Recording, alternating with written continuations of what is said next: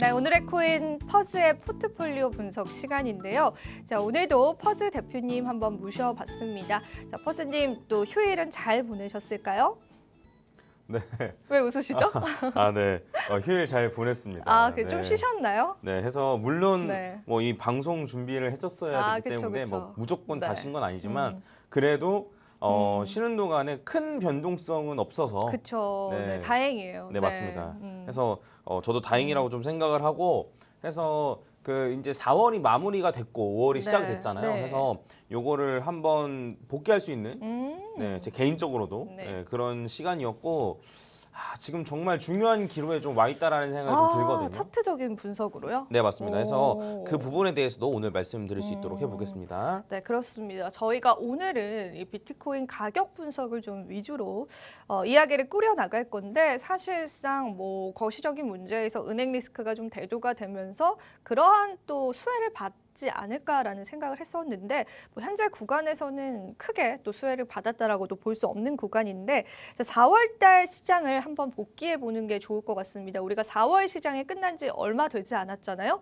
그래서 이제 퍼즈님에게 분석을 하나하나 좀 들어보도록 하겠습니다.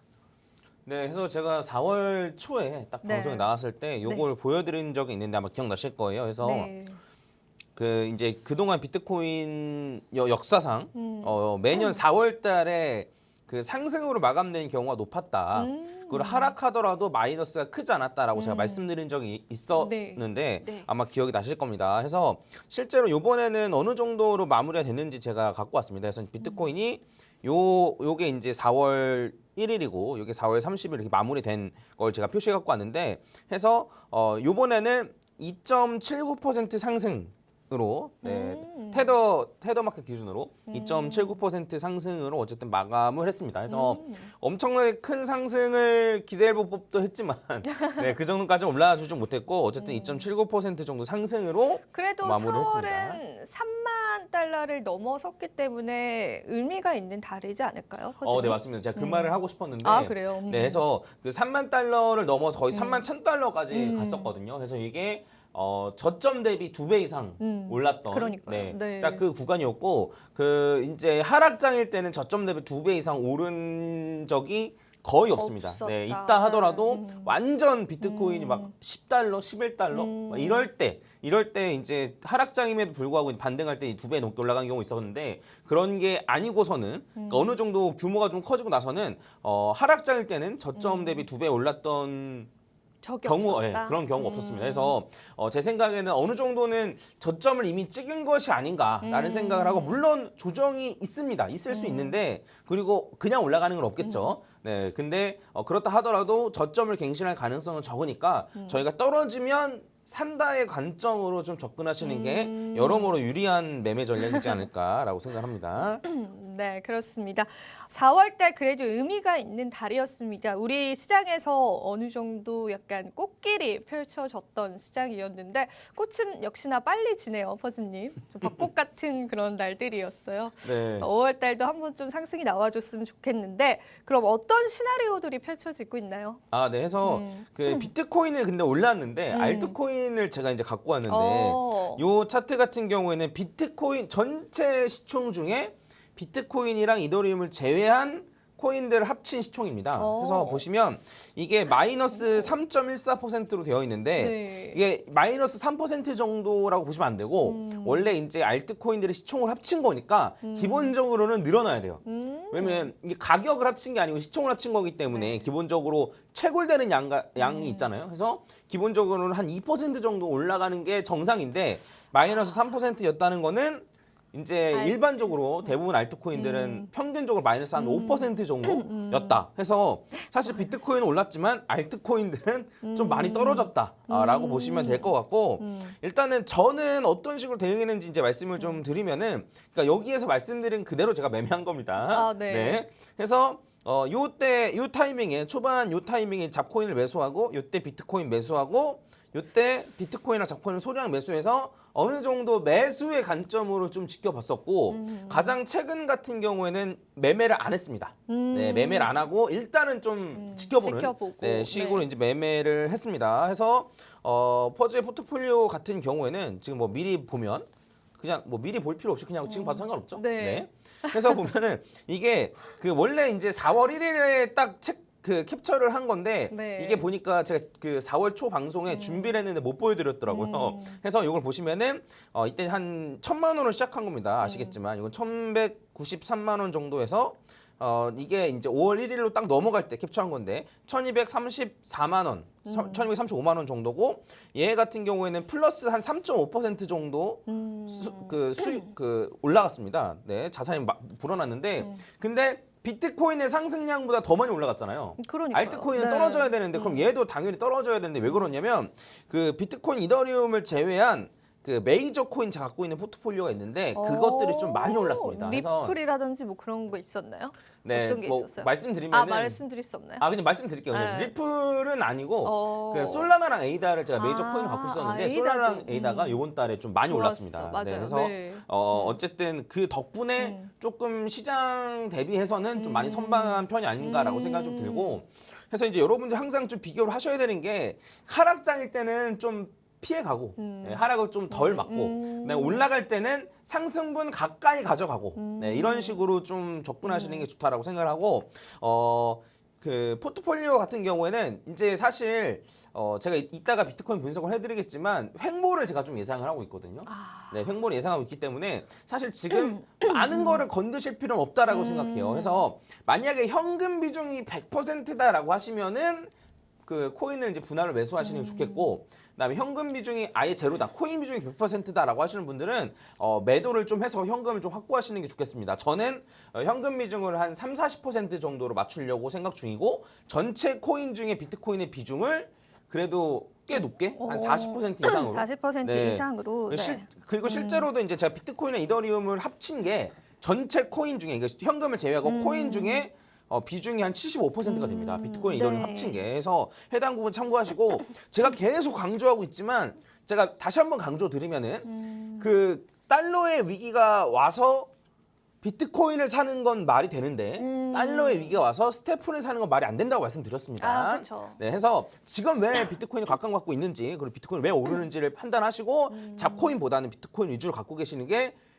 무조건 맞습니다. 지금 올해 안에는 이게 무조건 맞는 말이었어요. 그래서 앞으로도 맞을 가능성이 높다라고 생각하고 일정 부분 비트코인을 갖고 계시는 거를 추천드리겠습니다. 네, 저희가 포트폴리오 분석까지도 좀 들어봤는데 저도 이제 앞서서 이슈를 말씀드리면서 시간이 부족해서 좀 말씀 못 드린 게 있었는데 일단은 뭐 센티멘트 분석에서 온체인 데이터 상에도 알트코인의 거래량이 그렇게 크지는 않다고 합니다. 그래서 알트코인 자체의 추세 전환 조짐이 전혀 보이고 있지 않다라고 했기 때문에 퍼즈님 말씀하신 것처럼 이 비트코인의 보유량을 조금 더 비중을 가져가시는 전략이 더 옳지 않을까 그런 생각에 좀 동의를 하는 부분이고요. 퍼즈님 역시도 현금 비중과 또 비트코인의 알트코인의 비중들을 좀 말씀을 해주신 만큼 여러분들이 지금 시점에서 달러의 위기 그리고 중앙은행의 위기를 다른 알트코인으로 채우시기보다는 오히려 비트코인으로 채우시는 게 더 옳은 선택이지 않을까 좀 그런 말씀을 덧붙여 드려 보도록 하겠습니다.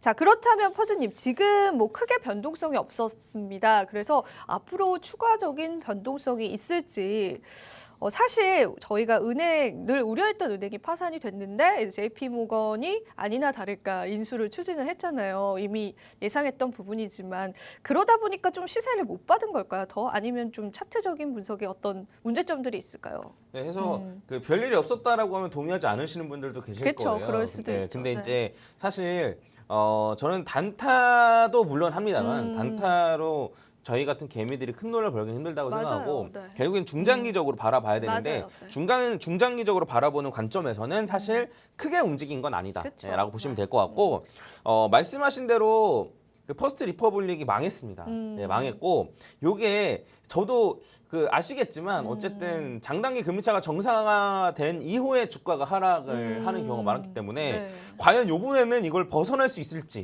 네, 요거를 한번 좀 생각해봐야 될 것 같고 일단은 당장 목요일 날 이제 그 FMC 회의가 있죠? 있고 어쨌든 네. 금리를 얼마만큼 올릴지 이제 여기 발표가 날 텐데 분명 그때 변동성이 있긴 있을 텐데 그렇다 하더라도 제가 크게 변동성이 있을 것 같진 않아요. 그러니까 이제 단시간에 뭐 1시간 안에 막 1%, 2% 움직이면 커 보이겠지만 그쵸. 큰 관점으로 보면은 많이 움직일 것 같진 않거든요. 그래서 일단 비트코인 차트 분석을 좀 같이 보도록 하겠습니다. 자, 일단은 비트코인이 지금 보시면 아시겠지만 지금 볼린저 밴드를 해놨는데 여기 있는 중심선을 기점으로 위아래로 왔다 갔다 하고 있어요. 요거를 횡보 추세라고 합니다. 그러니까 볼린저 밴드로 봤을 때 이런 추세를 횡보 추세라고 하거든요. 그러니까 이제 중심선이랑 상단선 안에서 왔다 갔다 하면서 올라가는 거는 상승 추세.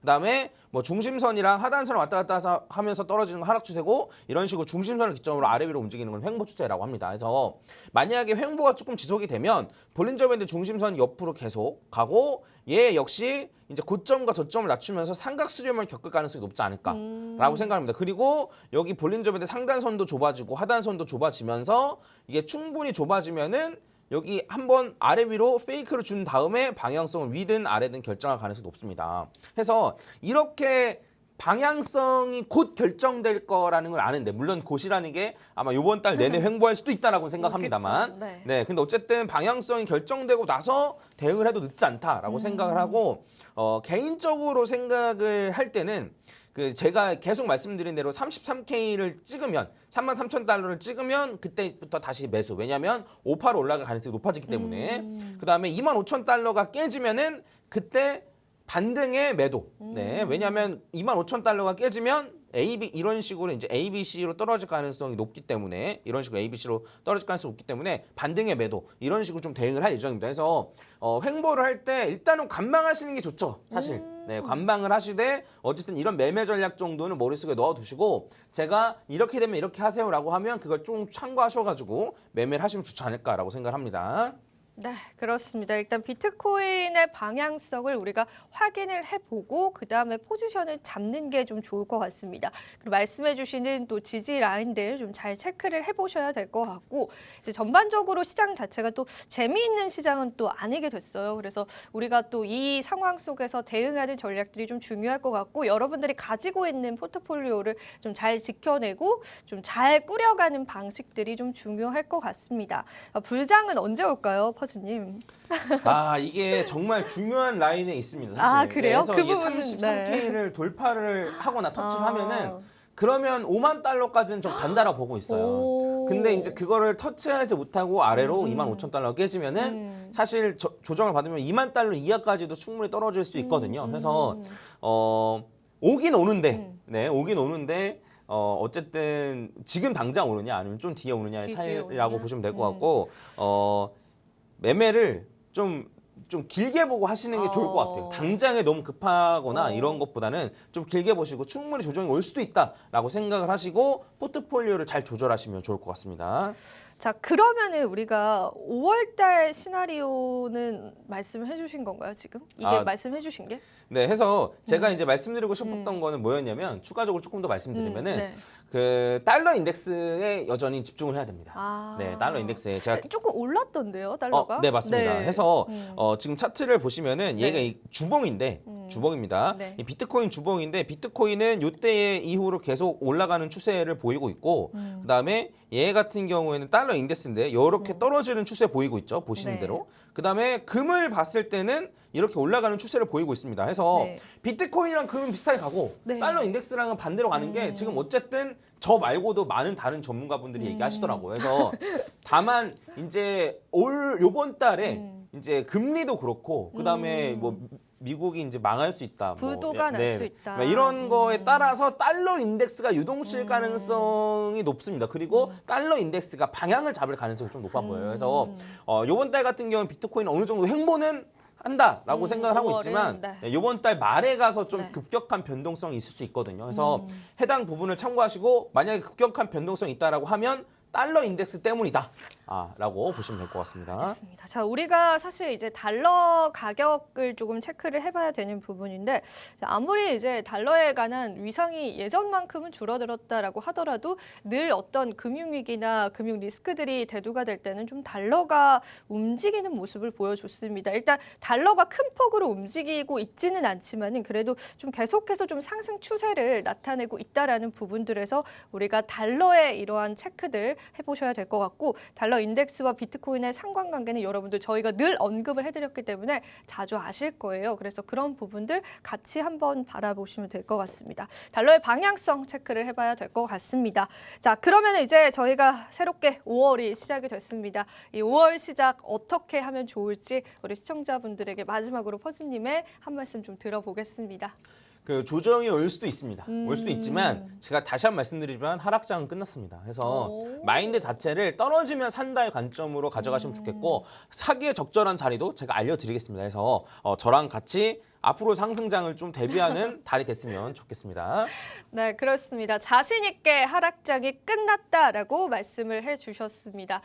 정말 이게 사실이었으면 좋겠습니다. 그동안 우리 또 암호화폐 투자자분들이 그동안 기다렸던 시간들이 너무나 많았잖아요. 그래서 불장이 오는 또 그런 과정들이지 않을까 싶고요. 또 시장에 대두되고 있는 여러 가지 거시적인 리스크들에 또 비트코인이 주목받고 있다라고 하는 부분들, 또 SC죠, 스탠다드 차타드 은행에서는 미국이 국가 부도 상태에 직면하게 된다면 비트코인이 70% 급등할 수 있다라는 분석까지도 내놓고 있는 상황입니다.